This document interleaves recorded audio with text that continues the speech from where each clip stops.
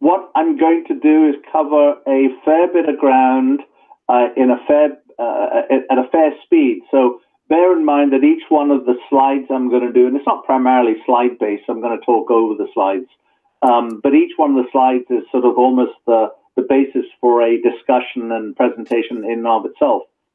I've been involved in startups in one form or another for about 28 years, and every day I learn something new, which is both wonderful and also sometimes horrifying. To realize, oh my God, I've been doing it all these years and I didn't know that, for example.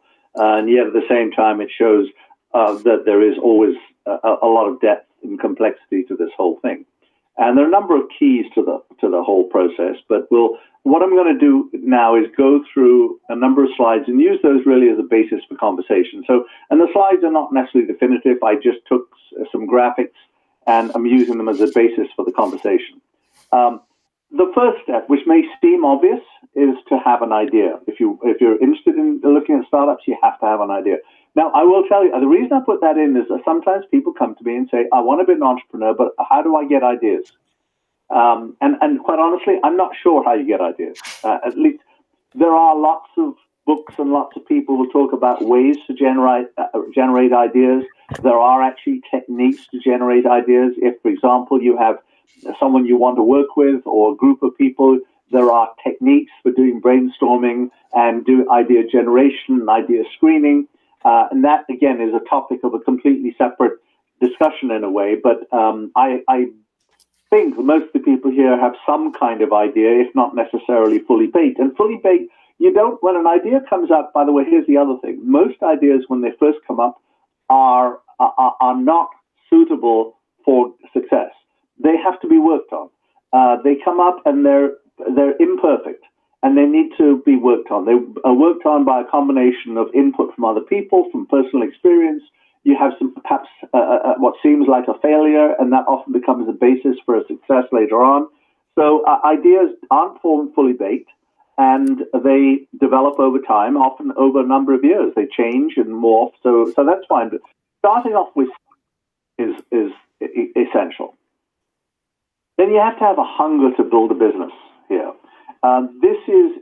Being an entrepreneur is tough. I think a lot of people who are even successful entrepreneurs go, oh my God, if I'd known how difficult it would be, I wouldn't have started. It takes longer than you think. It's harder work than you think. There's also emotional ups and downs, quite substantial emotional ups and downs. People sometimes underestimate there's times you're waiting around, waiting to hear back from people. People don't get back to you immediately. And sometimes they don't get back to you at all. There are bits of times when you think, oh my God, this is all over. And then you sit back and you think, maybe I can tweak this and tweak that. So you have to have that level of perseverance and commitment to make it successful. And by the way, if you try, and a lot of people think, oh, if I try and fail, I am a failure. That's not actually true. There are many people I know who have tried, done it for 1, 2, 3, 4 years, and then maybe they haven't continued with that specific idea, but that experience is built into something else, built into a corporate job, built into another idea a few years down the road. It is never wasted as long as you are getting some satisfaction from it at the time. So we've assumed you have an idea. We've assumed you say, I'm definitely going to do this. You need to validate the need. And validating the need is an interesting thing because it doesn't come from within you. You may say, oh gosh, I know a huge need for 10-layer combs for my hair because I have a need. Therefore, other people have a need. Not necessarily.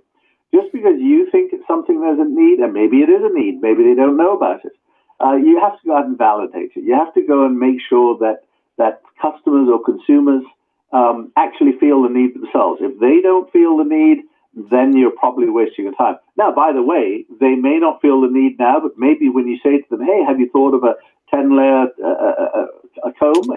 They got a great idea. Oh, I'd never thought of that. That can happen too, but that's what this process is all about. Investigating with what you think your prospective customers are. And by the way, that's another part of it. Your prospective customers are not the whole world. They're rarely the whole world. There are a small group of people. It may be in business-to-business products. It may just be a handful of companies out there. Even in consumer products, it may may be a very small percentage of people who want this thing. So identifying who would want it. Obviously, if you were doing the 10 layer comb, you wouldn't be talking to bald people a lot. Those are the kinds of things you need to try and understand, down to what kinds of demographics in terms of the age of the people, where they live, how old, what their psychographics are. Are they people who are innovative and they like to try everything new, or are they people who are conservative? Understanding who those are and making sure that there are people there are enough people out there to make this as a reasonable market. And this then leads into size of the opportunity, and you have to identify how big it is, because you can have a great idea, but it may only be a $10,000 business out there, in which case it probably isn't worth your while doing this.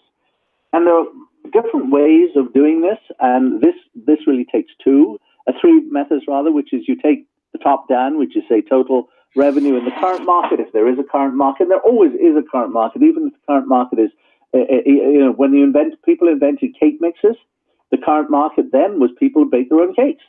So you try and identify how many people are baking cakes, you try and identify that, and then you say, well, X% of those probably would like a cake mix because they're really turned out, they're lazy, or they're not very good at baking, or they're something like that. So that's the top-down way. Then you have the whole idea of doing resource constraints, where you're looking at what you can do, which is as opposed to the demand side is the availability side. And then the bottoms up, where you actually start identifying every single one of those people out there. Again, not every single one you do a sample, but you're trying to identify how many people would like this. 5% of the population would like this. Let's build up from there. If 5% would like it, how much of this would they buy, and calculate. And ideally what you do is you do a little bit of all three, and then you come down and triangulate on what the opportunity really is. So then, understanding competition. It is important to understand competition and define competition broadly, not to define it as other cake mixes are competition.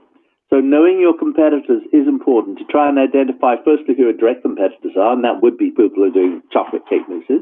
Then the sort of secondary competition, people who are doing easy to do kits or something like that. And then there's the indirect one, which is flour millers, for example. So understanding that is important. Understand who they are, what they do, and if there are companies out there doing it, try and understand a bit about how they got there, what made them successful, what vulnerabilities and issues they have, and what do you think they'd react? If you suddenly launch a product, what do you think they do? Are they sleepy old companies who just sit back and do nothing? Or are they people who come out and spend millions of dollars to try and crush you? Then, sorry, I'm just taking a quick drink. Building a strong team. A person on their own is much less likely to succeed than someone who's part of a team. Having said that, it's much more difficult to work with a team than work on your own. And there are all sorts of caveats there. For example, investors are always wary about husband and wife, or brother and sister, or mother and son teams, simply because there's other parallel relationships going on. They may be too tough on each other, they may be too easy on each other. So it doesn't mean to say they can't work, they can work, but you need to make sure that there's really open communication between the people involved. The same when you have a stranger. It could be, or even it could be a college roommate, your best personal friend. And you find what happens is they have different objectives from you. One of you wants to build a business and run it for the next 20 years, and the other one wants to sell out as soon as they can and cash in and lie by the pool the rest of their lives. Understanding those kinds of how you work together. Some people work really hard, other people don't. Other people may think they work really hard, but they work in different time zones. So I know people who like working in the middle of the night and get irritated if they can't reach you at that time. Other people like working 9 to 5. Understanding those other members of the team is important. Last but not least, the fact that we have different colors here says the synergy is important. So if you have a team and one person's a technical person, one person's a marketing person, and one person's a finance person, that's a sort of a typical complementary skill set. Having those things, so when you have a team which works well, it is much more powerful than an individual. Though having said that, again, to summarize, having the team work well takes work. This is not something you can just let happen. It doesn't automatically happen. It's interesting. I often think finding a partner is a lot like finding a spouse or a significant other, in that when people are dating, they're very nice to each other. They're treading lightly. Then once they're actually together, they relax and you see the real selves, and you discover that, boy, this is not necessarily a bad person, but this is a person I find difficulty working with. So getting to know a partner, go through the same process as you would before you decide to get married to someone or whatever, because you are going to have to live with the consequences of that action, and so it's important. Then build a product roadmap. Now, this is an example of a Gantt chart type thing, and you can do them. It is important when you're doing a startup to be at least competent at project management. So you have to not only identify what it is you want to do over time, because you're not going to come out with your perfect product from day one, just not. And by the way, my roadmap will change. So you sit there and say, my sometimes called an MVP, a minimum viable product, is something which is usable, it's functional, but it won't have every feature in it that I want. But I will have a plan. Here's the feature I want to have 6 months after I launch it. Here's the feature I want to have a year after I launch it. Whether this is a hard product or a service or whatever it is, there will be improvements made, just like Facebook constantly changes, just like anything that we know of constantly changes. Microsoft Word constantly changes. They operate to a product roadmap. And the product roadmap needs to be put on some kind of project flow chart, whether, again, it's a Gantt chart like this, or whether it's a critical path chart or something. There are software which do it at a very simple level. You can do it with Excel, but there are specific project management software. You probably don't want to use the most sophisticated or need to use the most sophisticated, but I would urge people to spend a bit of time thinking it through, at least for a year or two out, even though it will change, and it will change. It helps you not fall behind. It helps you not miss deadlines. It helps you hold other people's feet to the fire if you say, here is what the target is. So having this product roadmap is important. And the product roadmap also extends to other kinds of things, marketing plans and so on. Being a reasonably effective project manager really, really is important. If you're a really good project manager, that's a huge advantage, by the way. So if you can take a course in project management somewhere, I would heartily recommend it. And create a go-to-market plan. That's your sort of sales and marketing plan. What are you going to do? Are you going to sell this direct through using salespeople? Are you going to put it on the web and put it through that? Are you going to use a distributor or selling agents? What kind of advertising are you going to do? I mean, I see people come along and say, "Oh, I've got this great product, and I'm going to do $10,000 worth of Facebook ads." It's like, no one's going to see that. If you have a limited budget, you have to be more creative. You have to use free things to some extent. You have to use Facebook in free ways. You have to use Instagram. You have to use whatever it is in free ways. You are going to have to be at least competent. Well, by the way, almost everything here, you have to at least understand how people do it. So if you've got a software product, you don't have to be the programmer, but I strongly urge everyone to at least understand the underpinnings of programming, so you can talk to your programmer in a language they'll understand and you can understand them. Same kind of thing in marketing. You don't necessarily have to be the digital marketing expert, but understand it. I hear people saying, "Oh, we're going to have lots of stuff on Instagram," and I say, "Oh, what's your Instagram account?" "Oh, I don't have one." Very difficult to envisage how to do that unless you actually are on it. You don't. I'm on Pinterest and Snapchat and TikTok and things I really don't use very much, but I know what they are. I know how other people use them, and I think that's important. So I would urge, if that is an important part of your stuff, know that. Similarly, again, with selling, if you decide that you want that this has to be sold one-to-one with a salesperson, there is actually a situation I would not, at an early stage, go out and hire a salesperson. The kind of person you're going to hire is not going to be the best salesperson. The best salesperson for a startup is the founder. However incoherent you think you are at selling, and you may have had no experience in it, read some books, take some courses, and there are courses you can do on selling. There are some excellent books on selling which help you understand how to do that. Even people who are somewhat introverted can sell. And again, there are techniques such as using LinkedIn to try and identify leads and friends, advisory board members, and people like that, and that's something we can also talk about. So having that go-to-market plan is right, because believe it or not, if you build a better mousetrap, the world does not beat past your door. It just doesn't happen that way. Then barriers to entry. Barriers to entry is an interesting one. People, particularly investors, are extremely concerned about barriers to entry, and quite rightly so, because otherwise you can launch this great product and so lo and behold, your competition comes in and takes it from you and you fail. There are many, many situations that's happened. Even big companies have had that happen to them, where they've launched a product and a competitor's come in and taken it from them. Sometimes because the company's asleep at the switch. So the whole MP3 player, interestingly enough, was first really invented by Sony. Had the market sewn up. They had the Walkman, which was using cassettes. Then they actually had an MP3 player before the iPod came out, but Apple came in and swept it away. So the barriers to entry, as far as Sony's were concerned, were insignificant. Apple was ingenious. But what are the kinds of things you need as barriers to entry? The one people tend to like are patents, because you have a technological legal barrier.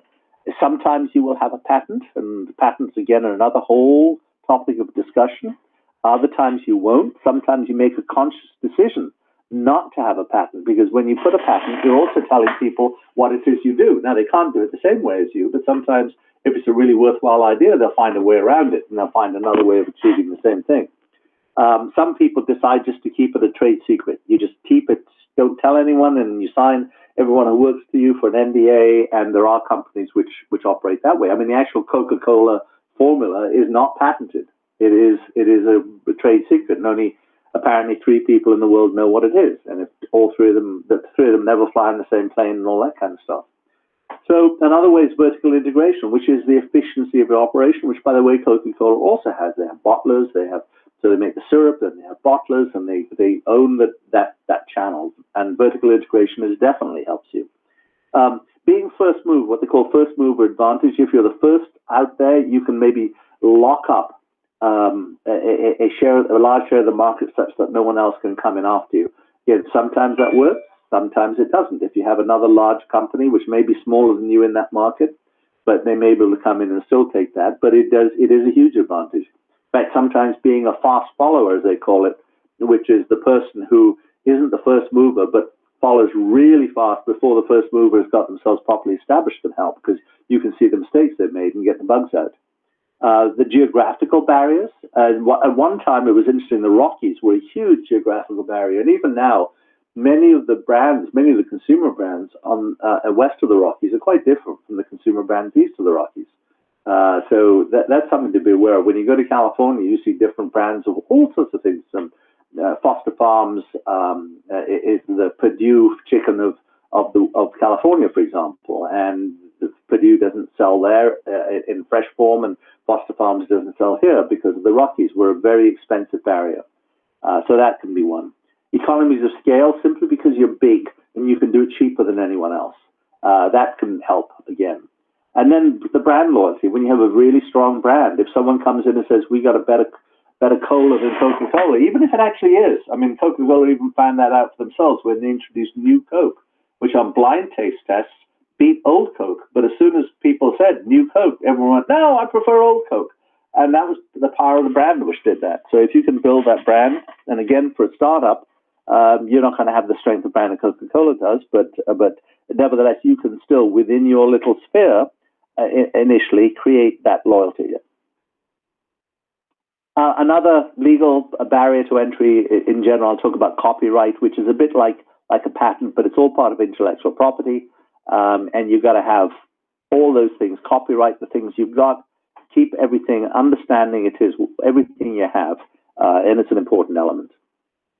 Then your legal structure as a business. Here again, another major topic, and don't just rely on what your lawyer tells you or your accountant tells you, because they're looking from their point of view. There are essentially different ways of setting up a company. You can set up a company as you could have it as a sole proprietorship, where it's just you and you fill in the Schedule C. But the trouble is, if you actually want to grow that business, it's a very, very bad thing for many reasons. You have full liability, no one wants to invest in it, etc. Then there's a general partnership, which is you just have a partner and you're doing it that way. Many of the same disadvantages as a sole proprietorship, advantages you have a partner. Then you have a limited liability partnership or a limited liability company, which is an LLC. A lot of lawyers, if you're an entrepreneur, they'll say, "Oh, we'll set up an LLC. It's really easy," and it is really easy, and has lots of advantages. Does limit your liability. You have what's called pass-through taxation, which means if you make losses, you can write them off on your personal income tax and so on, which is a good thing. However, the disadvantage, there is a very specific disadvantage to it in Connecticut. Not true in New York, but it's true in some states in addition to Connecticut. And that is that if you're really looking for serious investment, everyone wants a C Corp, which is, if you like, the General Motors is organized that way. And if you're in Connecticut, you cannot convert from a LLC to a C Corp. You have to dissolve the company and start again, which is a hassle. It's a hassle for many reasons. It's a hassle because you have to go through the difficulty of shutting it down, distributing all the whatever the retained earnings are or retained losses are, ownership shares. And then when you do start again as a corporation, your history starts again. So if you want to talk to the SBA, for example, they won't help you unless you've been in business at least a year or two or three, depending on the circumstances. And you are, as far as they're concerned, now a new company, even if you've actually been in business for a number of years. So I always recommend, unless you sit there and say, "Hey, I'm going to start a plumbing business and I want some liability protection and I want something which is going to be able to write off the losses. If there are losses on my income tax, I'm going to still be able to do things like pay for my health insurance, do some things like that and write it off," then an LLC is good. If you say, "I think I want this to be a business, I want to either sell it or IPO it," and that's another discussion, I don't want an LLC. I want ultimately a C Corp. Now, that's why I usually recommend an S Corp. An S Corp is like it's a real corporation, but it's a bit like a limited liability corporate company. In that you have pass-through taxation. It is cheaper to manage than a C Corp. And you can have shareholders, although they cannot be foreign entities, but you can have shareholders. But the key advantage of it is when the time comes that you really start going for major investors, you just literally write a letter to the IRS, and this is true across anywhere in the country. It doesn't change by state, and say, "I'm changing from an S Corp to a C Corp, and you are changed." It doesn't cost you anything. You can only do it once, so you can't change back again. But it's if you're serious about growing a business, I always recommend an S Corp to start off with. There is also another entity which is not listed here called a B Corp. It stands for Benefit Corporation. Not all states have them. Connecticut does. And that's a corporation which sets aside a percentage of its profits for charitable purposes. I honestly don't recommend that because, A, there's nothing to stop you doing that with any corporation. There are corporations which are C Corps which do that. And the disadvantage of it makes it very difficult for you to get investors. Most people don't want to invest in what is almost halfway between a corporation and a charity because the chances of them getting their money back with that kind of situation are probably slim. So I usually recommend against the B Corp, again, unless that is your purpose in life. You don't want investors. You're basically trying to run something which is for other people's benefits. But in which case, by the way, a legitimate option is why don't you just set up a charitable fund, a foundation, and pay yourself a salary? You can do that too. So anyway, that's the legal structure there. Financials. You're going to need financials at some point in time. Now, here's the point. Initially, you don't need to have detailed financials. Any financials which are detailed, no one really believes in. They know that they're not right, but they need to be reasonable. So the financials you put down definitely are your best guess. Certainly, out beyond a year or two, everyone knows it's a bit of a guesstimate, but you need to have them. And you can have them in your hip pocket in great detail. The ones you present initially are not. Here's my revenue, here's my operating cost, and here's my bottom line in terms of profitability, initially losses for the first several years, and then here's my investment requirements, because obviously if I'm losing money, I'm going to need investors, and that's what the investors are there for, is to carry those losses, or to fund the development of your product, or to fund the marketing and advertising, to fund all that kind of stuff. So you're going to have financials.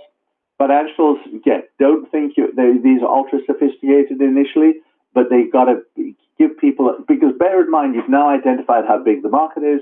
You've tried to say, here's the market share I'll get. That helps me project my revenue. I've got an idea of how much it's going to cost me and an idea of what I'm going to do in my go-to-market plan. And it says, here's what kind of company this is going to be. I may lose money for a year. I may lose money for 3 or 4 years. But at some point in time, 5 years, whatever down the road, I'm going to have a profitable year. And again, it may not be exactly the same as this. You will learn more, but people have got to say, okay, you're not at least smoking dope. So then, how do you fund it? Because we talked about need investors. How do you fund it? Funding is not easy. There are about 7 million corporations, 7 million companies started every year in the United States. Most of them are not remotely serious, but many of them are. About 150,000 of those look for some kind of outside funding. Most of the ones start with their own money, and then they look for outside funding. The initial stage of outside funding typically are friends and family. So your personal savings, you might. I do know people who've got lots of personal savings that are putting 100,000, 200,000 in it, but most people are putting in much smaller money than that. They're using it to produce a few designs, some concepts, and maybe even a very preliminary product. Friends and family starts getting a bit more serious. They're still talking amateur investors. You're talking people who are going to put in maybe hundreds or thousands. If you happen to have very rich friends or family, they might put in $1 million, but in most cases that's unlikely. They will put in perhaps 1,000. You know, it might be your parents-in-law, your brothers, sisters, whatever. So maybe with a friends and family round, you might get 10, 20,000.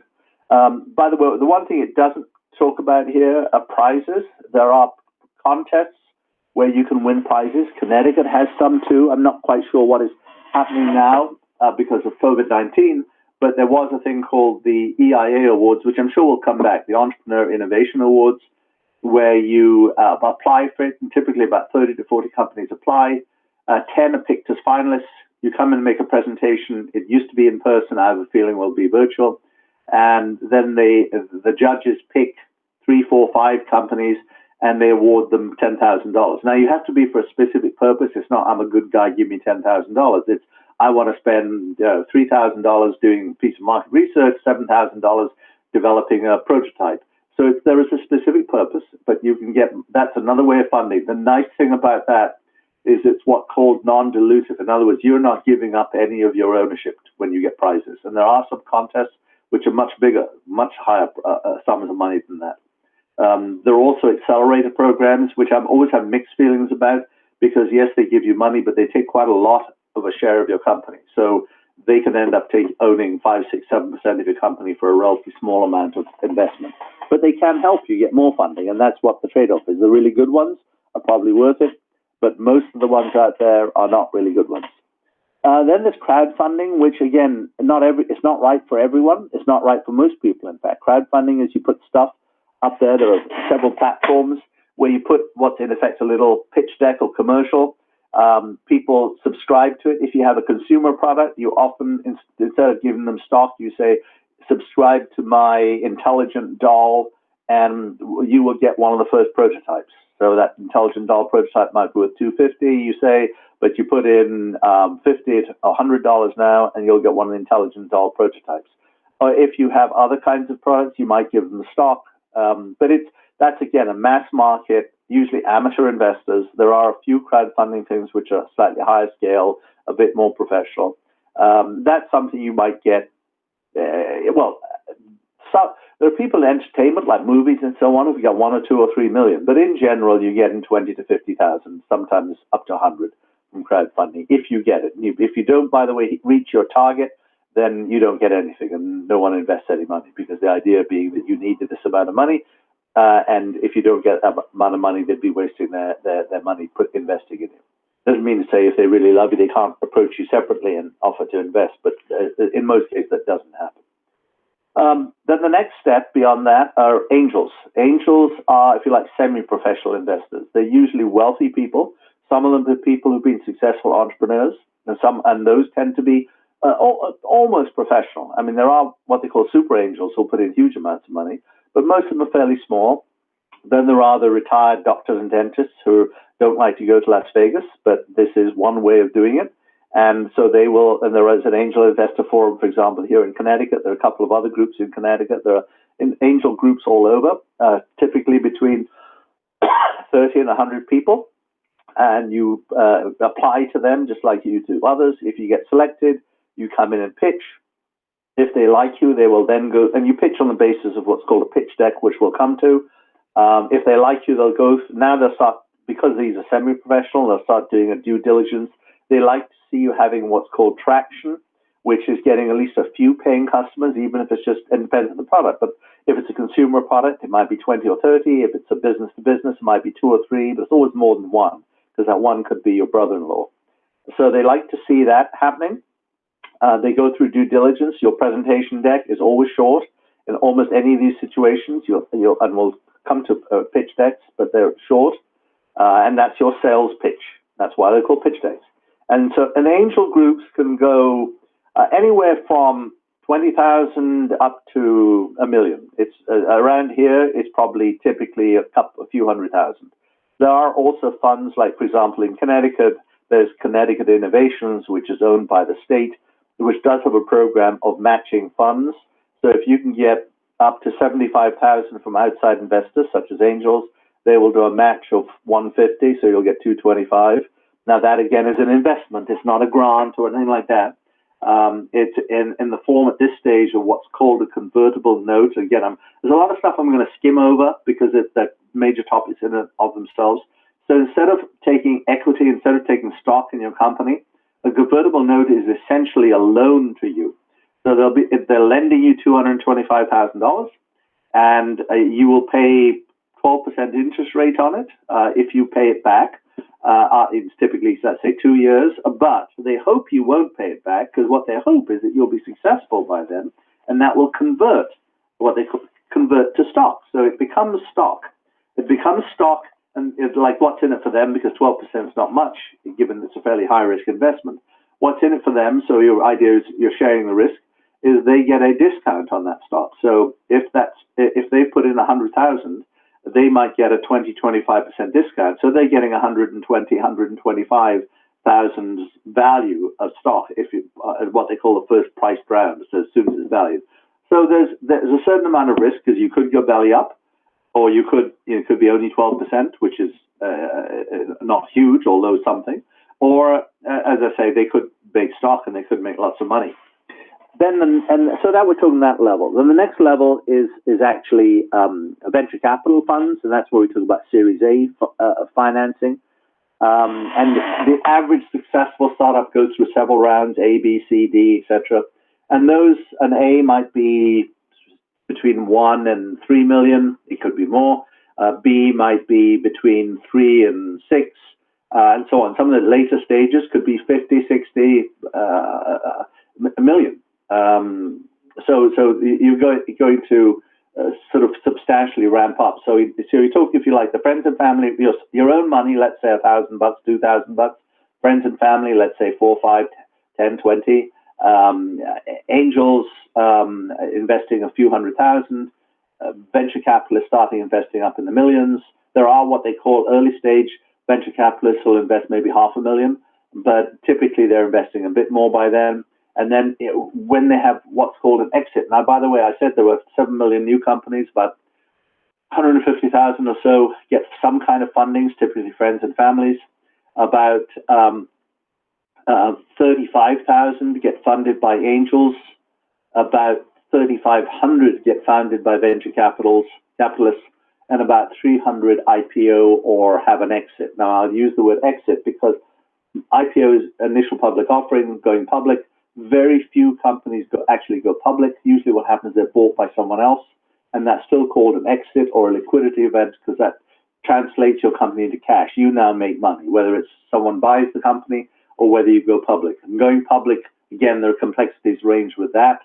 The easiest in many ways is to do a private sale. Some company buys you, you take your cash, you're probably on a consulting agreement for 6 months to a year, but basically you've made the money. There may be a buyout whereby the more successful it is, the more money you make to encourage you to help them.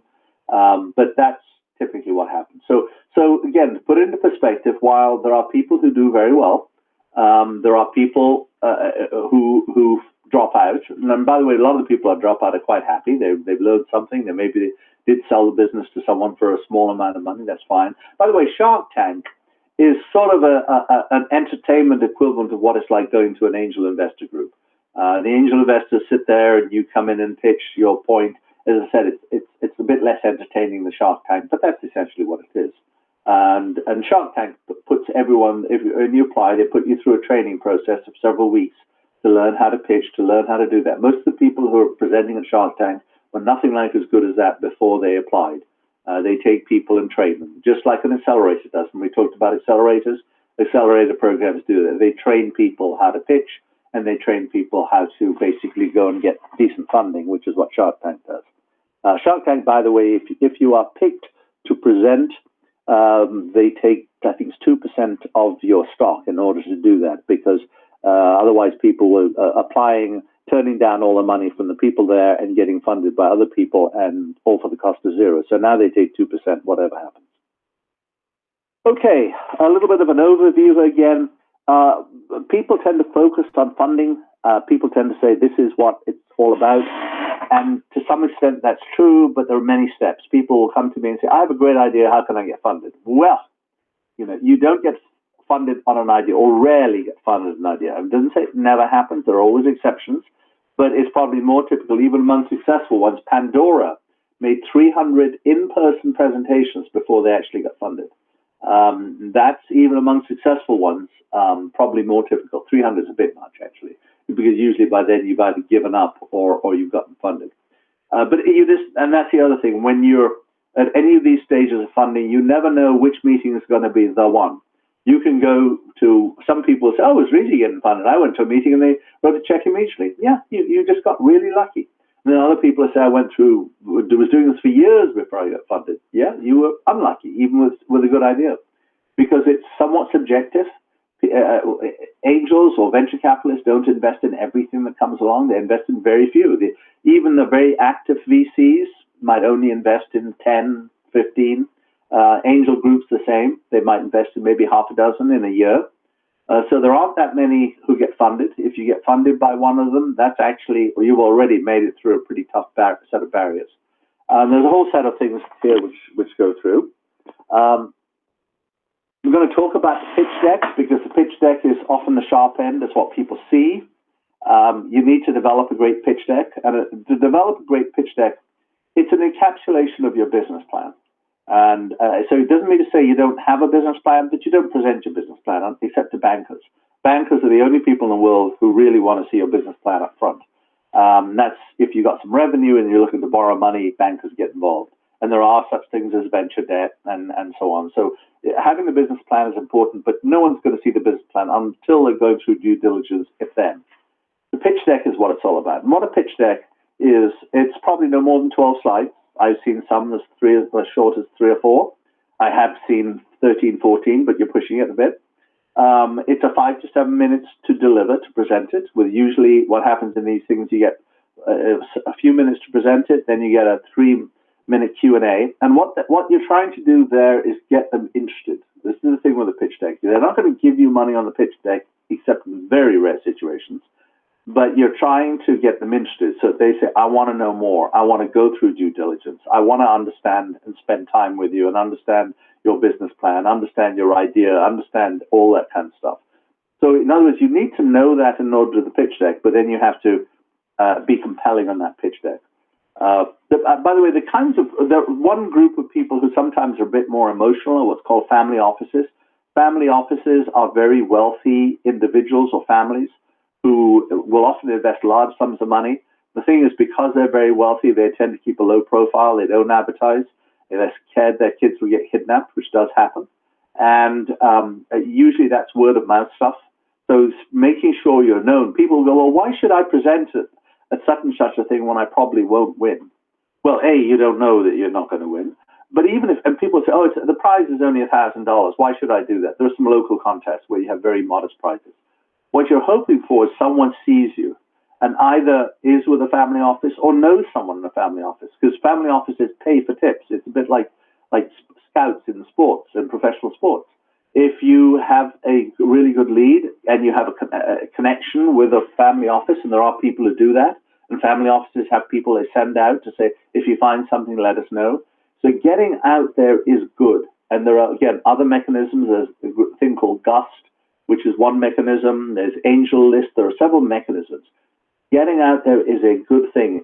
You don't do it before you have your act together, but as soon as you have your act together, go out and share it. Don't hide your light under a bushel, think they're going to come to you, because they'll never hear of you.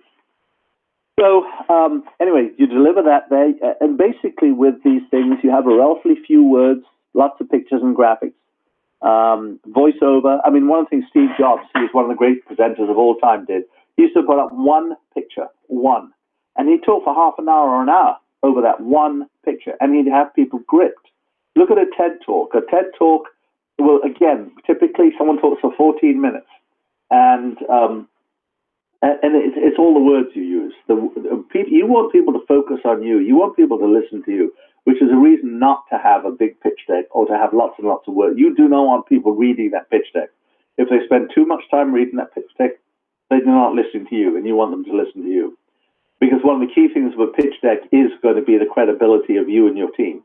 They're giving you the money. They're not just giving the idea the money, they're giving you, so they want to have confidence in you. I also tell everyone, in addition to that pitch deck, have your little 30-second elevator pitch, and even a 5-second soundbite, because sometimes you'll be at some function or other, and someone will be on their way past you, and they'll be clutching a glass of wine in one hand and a plate of cheese in another, and they'll be heading to see their buddy and say hi, and you just happen to be in their way, and you only have a few seconds to get it over. And so you need to have that sound bite, because otherwise they're just going to walk right by you and just sidestep you and go on. And then the other thing is seek out and take advice from people who've done it before. Have both informal and formal advisors. Go to people when people are presenting about this. No one's going to give you exactly the same advice, but there'll be a pattern, and there'll be a pattern which is right for you. And by the way, what's right for you may not be right for the other person. Depends on your industry, depends on your personality. But listen to those kinds of things. Also have advisors. When you find people you really trust and like, put them on a board of advisors. And that doesn't mean to say have a team of 100. You don't. Your board of advisors probably is going to be 2, 3, 4, 5 people. Initially, you can't pay them because you don't have anything. Ultimately, what you should say to everyone who you want to be really committed to, you've got to have them emotionally involved. If you say, look, what I'd like to do is give you some stock option or profit participation, or there are various ways of doing that. It doesn't have to be much. It really doesn't have to be much. And if you fail, it costs you nothing. But it means that they care about this. It means one of the reasons they care about it is they know you care about them. They're not just exploiting them. And those people can give you advice. They can give you connections. And again, they should be different kinds of people. You don't have 5 people who are exactly the same or have the same backgrounds. You want people with different backgrounds. You want someone maybe who can give you a connection. There may be people who can give you connections to customers. There may be people who give you connections to other things. But not just one connection, because you want a relation. Now, again, you may talk to someone who can give you one connection, and thank you very much, and hey, anytime I can return the favor. But if you have your team of advisors, and if you're serious, you will, you're going to have that team of people who've done this before or been really close to it. They've either been entrepreneurs or they've hung around entrepreneurs, and get their input. Do it formally. I've been in situations where someone say, "Oh, you're on a board of advisors. We'll call you when we need you," and then you hear from them 2 or 3 times in 1 month, and then you don't hear from them for 6 months, and by which time you've lost the thread and blah blah blah. When you're going to do this, have a regular call with them. It doesn't have to be long. It doesn't have to be that regular. It doesn't have to be that often, perhaps I should say. It can be just a brief, let's touch base once a month or every 2 months. I wouldn't make it more than 2 months. It could be here, you can have a general meeting with everyone, just do a little conference call, video little conference these days. It used to be everyone drove to one place. Now they just have a video conference. And use that team as much as possible. If you have the right team and you trust their advice and they care about you being successful, that will be an invaluable group of people. So anyway, that's sort of my last off-the-cuff advice, and I'd like to throw it open to questions. We only have a few minutes left, I'm afraid. We started a few minutes late, and then I talked too much. So if folks want to unmute and ask questions by voice, I'll give you the chance first, and then I'll go through, folks have been typing in some questions, which I can read off. Are there any voice questions? Hi, this is Julia Murphy. I'm a private artist, and I was just curious, do you have any specific advice for company structure for someone who's been operating as a sole proprietorship? Well, again, depends on what your ambitions are. If you just simply, I don't know what kind of company you have and what your ambitions are. If your ambitions are to grow and your ambitions are to have outside investors and ultimately sell the company, I would strongly suggest an S corporation. If, on the other hand, you just want to run a business and you want to have that limit of liability, which is invaluable, then I'd go for an LLC, understanding that if you have an LLC, it's a bit in Connecticut, a hassle. If you're in New York, and actually, let me cover that a bit. If you're in New York, an LLC is fine because you can convert to a corporation just by checking a box. The whole issue of liability in different states. Sometimes people say, well, where should I register it? Should I register it in Delaware? Because I've heard you should register in Delaware. Or should I register it in Connecticut? You can register your company anywhere you like, so long as, in order to take advantage of some of the things in Connecticut, so long as you have a registered office in Connecticut. So you can have a Delaware corporation and register it in an office in Connecticut. But the Delaware corporation is really most valuable if you plan to have a public offering, if you plan to go public. For most people, it's not worthwhile. For most people, you're fine being in Connecticut. It's easier being in Connecticut. It's cheaper, much cheaper being in Connecticut. I say the only disadvantage of Connecticut is you can't just, with checking a box, change from an LLC to a corporation. So if you think you ever want to have shareholders or sell the company, well, sell the company doesn't matter, have an IPO, then I would go for an S corp. If you think you won't ever IPO or have serious investors, you can have some investors in an LLC, but if you don't want to have serious investors, an LLC is fine. Great, thank you so much. So Isabella asked, are advisors like mentors, and what are the differences, functions between advisors and mentors? Well, there's a huge overlap. I mean, your advisors sort of are mentors, but the mentors can be people who drift in and out. So you can have someone who just mentors you and meets with you once or twice. That can be a mentor. Often that's the case. A lot of accelerator programs, they'll have mentors who are not necessarily long-term advisors. They'll come in, they'll give you some advice, sometimes on a specific topic. Sometimes they'll give you advice on something like what kind of legal structure you should have, or how do I go about finding a software developer somewhere. So there may be a mentor who comes in and out. They don't necessarily get any stock or anything like that. You might buy them, well, when we're free to buy them lunch someday. And a member of a board of advisors is more of a sort of formal long-term relationship, and say sometimes a mentor will become that. I mean, I've been in situations where I've been helping someone and they've said, hey, I'd like you on our board of advisors, and assuming that you feel comfortable with that, then you might say yes. But that's now a long-term relationship. And again, that's why I say when you have someone on the board of advisors, it's helpful to be able to give them some kind of participation in your success, whether it's profit participation or stock or whatever. Whereas if you have just a mentor who's giving you a bit of advice, you don't need to do that. And one question from earlier was, do you recommend any project management software as you were talking about timelines and developing those? For pure simplicity's sake, you can use Excel. Excel is quite workable. If you have a lot of things, I like at the top of the line, the gold standard is Microsoft Project. Microsoft Project is very powerful. You can build a nuclear submarine with it. Maybe you can't, or maybe I can't. But they use Microsoft Project for very, very big projects. It's expensive. It's actually wonderful. But what I use is something called Kidasa. The only downside of Kidasa for me is it doesn't run on a Mac, so it only runs on Windows. But it's like sort of the Excel Gantt chart stuff on steroids. It allows you to plot a critical path. It's a few $100s to buy it, I think. I don't know what it is now. I bought it a few years ago and haven't got all the upgrades. I personally quite like Cadastra. There are 2 or 3 others out there. But the key point is to have a graphic which shows the interdependencies. What the key thing in any critical path or project management is show dependencies. So if you have to say to yourself, in order to launch on such and such a date, there are 3 things that have to be done. Now, one of those 3 things, I'll have that done, and that only takes me 3 or 4 days, so I can do that early. Another one takes a few weeks, and now this one is a critical one, because that's what a critical path is. A critical path is there may be one step which is going to be really tight, and if you're late on that, you're late in your whole thing. The other things, maybe ones, if you're late in them by a day or 2, it doesn't really matter, or if you're late in them by a week or 2, it doesn't matter. So I like Cadastra, but that's a personal preference. I'm used to it.